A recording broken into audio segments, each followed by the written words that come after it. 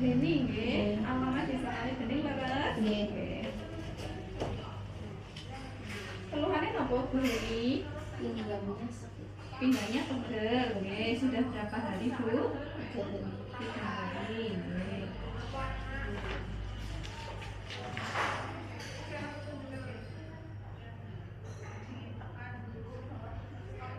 Sudah minum obat belum? Keluhan pinggangnya sakit ini? Paling obat dari puskesmas. Dari puskesmas sudah. Nggih. Bu Heni umur berapa Bu? 31. 31, agama Islam nggih. Pendidikan terakhir, sekolah terakhir napa? SMP. Garwane Pak Suprapto. Umurnya pinten? 38 nggih. Alamat Kalibening RT RW 2. RT 2 RW 2 nggih. Ini hamil ke berapa nih Bu? Hamil kedua. Putra pertama sehat, lahir tahun 2017 nggih. Dulu lahir di bidan nggih, lalu nggih. Nggih. Nadinya 117/80 ya Mbak, nadinya 91 nggih, masih dalam batas normal. Pinara boleh ini ditimbang kunyit, timbangannya nggih. Pun. Sewu, tinggal perutnya dulu. Masih Bu. Periksanya tiap bulan. Tinggal perutnya 97 nggih. Orang besar.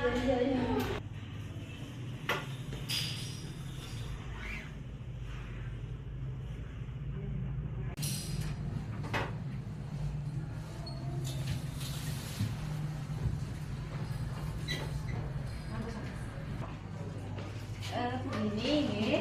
Tadi dari hasil pemeriksaan jenengan berarti sekarang hamil 36 minggu nggih. Terus tadi keluhannya pinggangnya pegel. Kalau seperti itu nggih. Nggih. Jadi nanti di sini mungkin saja keluhan pinggangnya pegel itu karena jenengan hamilnya semakin besar kayak gitu nggih. Jadi memang perlu melakukan aktivitas fisik sehari-hari dan latihan fisik ringan tinggi nggih. Jadi manfaatnya apa nggih? Untuk pemeriksaan fisik itu untuk aktivitas fisik itu nggih, yang pertama untuk mempertahankan kondisi tubuhnya ya jenengan yang sedang hamil kayak gitu nggih. Tuh. Kemudian nih bisa untuk mencegah stres itu nggih. Kemudian untuk memperbaiki postur tubuhnya jenengan. Selain itu agar lebih rileks nggih, mencegah sembeli juga. Kemudian berat badan bayi lahirnya diharapkan normal. Kemudian membantu pertumbuhan ari-arinya biar normal juga dan agar persalinannya itu lancar. Serta apa yang terpenting, tadi kan jenengan mengeluh pinggangnya pegel ya. Jadi bisa untuk mencegah pinggangnya yang nyeri itu. Gitu nih. Jadi nanti bisa dilakukan untuk latihan fisiknya. Tapi perlu diperhatikan, ternyata ada kondisi ibu hamil yang tidak mungkin untuk melakukan aktivitas fisik sehari-hari dan latihan ringan kayak gitu. Yang pertama apa? Ketukan pecah sebelum waktunya. Kemudian perdarahan, anemia berat, kan jenengan HB-nya 11 ya, berarti masih dalam batas normal, aman. Kemudian tekanan darah tinggi, tadi jenengan tensinya 120/80 nggih, masih dalam batas normal. Kemudian kalau ibu hamil punya penyakit jantung itu juga tidak boleh. Kemudian kencing manis dengan pengobatan insulin itu juga tidak boleh. Kemudian yang punya riwayat melahirkan kurang bulan itu selanjutnya adalah yang pernah mengalami keguguran 2 kali atau lebih. Nah, dari kondisi ini jenengan nggak ada ya kondisi seperti ini ya, artinya normal semua kayak gitu nggih. Nah, untuk gerakan latihan fisik dan olahraga yang harus dihindari oleh ibu hamil apa? Niki ya. Kalau membungkuk tanpa pegangan, jadi kalau mengambil sesuatu apakah harus niki nggih? Soalnya kayak gini, ini bagian punggungnya jenengan sakit kayak gitu. Harusnya seperti apa? Nanti ada contohnya di belakang. Nah, kemudian jongkok lebih dari 90 derajat, ini juga ini harus dihindari juga. Terus mengangkat beban yang berat, marah-marah dan enggak, ini juga dihindari. kemudian berenang yang akhirnya menahan nafas itu juga dihindari. Karena apa? Karena akan mempengaruhi si bayi, pernapasan si bayi. Melompat-lompat juga tidak boleh, ya. Bersepeda, ya, yang nantinya harus ada risiko untuk keseimbangan itu juga nggak boleh. Menengadahkan kepala, misal main badminton itu juga nggak boleh, ya. Kemudian silat atau kontak fisik jelas, ya, itu nggak boleh, gitu ya. Kemudian, nah ini ada contoh latihan pemanasan, peregangan dan pendinginan. Jadi nanti jenengan bisa latihan di rumah seperti ini, ya. Dari pemanasan dulu, tengok ke depan, ke samping kanan, ke samping kiri, kayak gitu ya. Kemudian memutar bahu ke kanan dan ke kiri, kayak gitu. Oke, nanti bisa dilakukan untuk pemanasan. Oke. Nah, selanjutnya ini jadi tangannya yang digerakkan, oke? Tangannya begini ke depan, begitu ya. Kemudian ini juga ke samping, ya. Ini tadi kan ke depan, ini ke samping, oke? Gitu. Jadi dihitung 1, 2, 3, 4. Nanti yang ke samping 1, 2, 3, 4.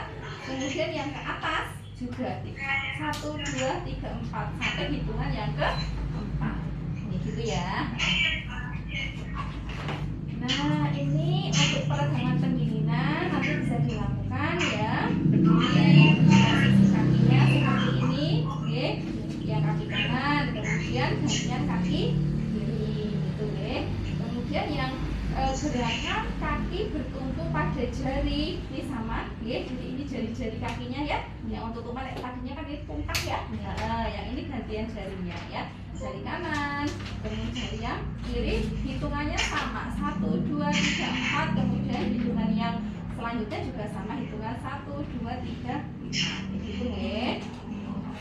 Nah, ini tadi jenengan mengeluh pinggangnya cok pegel, sudah melakukan jalan kaki sudah, senam sudah, tapi seminggu sekali kayak gitu ya. Nah, ini barangkali senam ini nanti bisa dicoba, ya. Posisinya merangkak kayak gini. Dulu pas ikut kelas ibu hamil sudah dicoba belum? Seperti ini? Belum? Kalau kali proksi. Oh, 2 kali. Pas berangkat, pas mau datang senam ibu hamil. Oh, nggih, mboten napa-napa. Nggih. Jadi ini posisinya merangkak seperti ini, gitu nggih. Nah, nanti ini punggungnya kayak onta angkat, iya betul, diangkat. Kemudian dari situ dibawahkan lagi, ya, diturunkan 1. Ini yang latihan pertama. Biasanya kalau jenengan teratur pakai latihan mending. Tapi perlu diingat, nek pakai latihan ini kok kelelahan kayak gitu ya dihentikan. Atau misal tambah kenceng itu juga harus dihentikan, gitu ya. Ini yang latihan pertama. Kemudian untuk latihan yang kedua, niki nggih, posisinya kayak gini, tidur, kakinya ditekuk, ya. Kemudian ini nggih. Nah, ini jadi dimiringkan ke kanan, nggih, nanti diposisikan lurus lagi, miring ke kiri lagi. Ini. Gitu. Ada gambaran ya? Nggih, paham ya?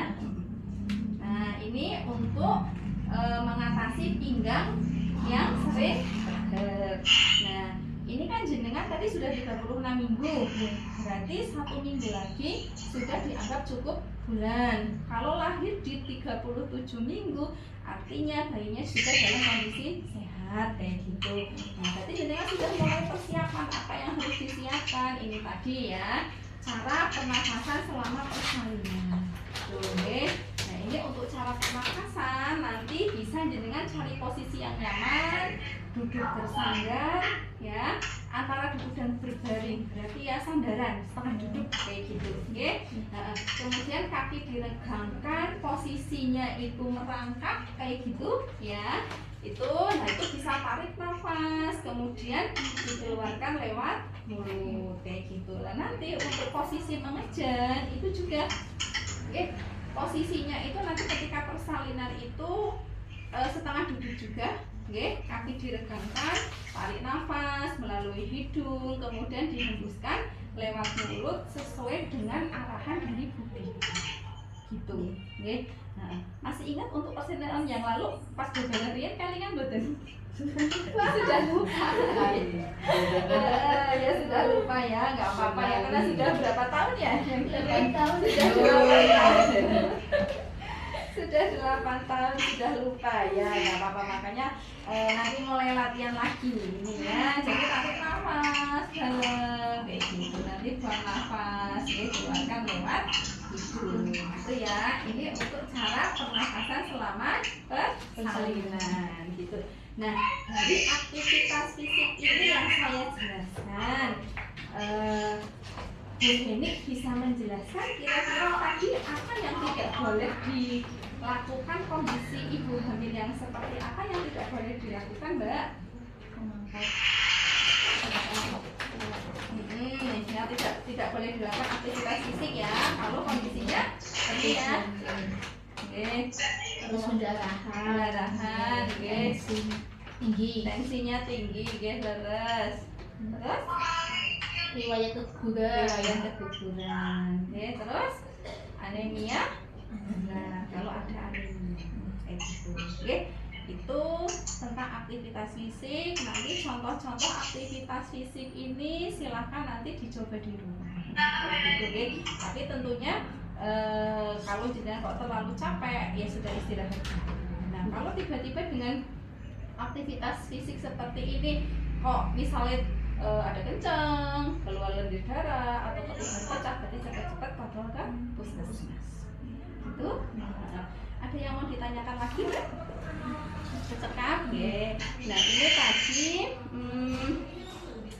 berarti MMS-nya katanya masih ya di rumah ya. MMS-nya di rumah diteruskan, diminum sehari sekali. Terus kalsiumnya masih badan, kalsiumnya masih. Berarti nanti diteruskan, diminum untuk sehari sekali. Kemudian tadi dari hasil pemeriksaan dari amanat persalinan tadi jenengan di sini sudah menyebutkan ya, untuk persalinannya rencananya tadi puskesmas air bening itu ya.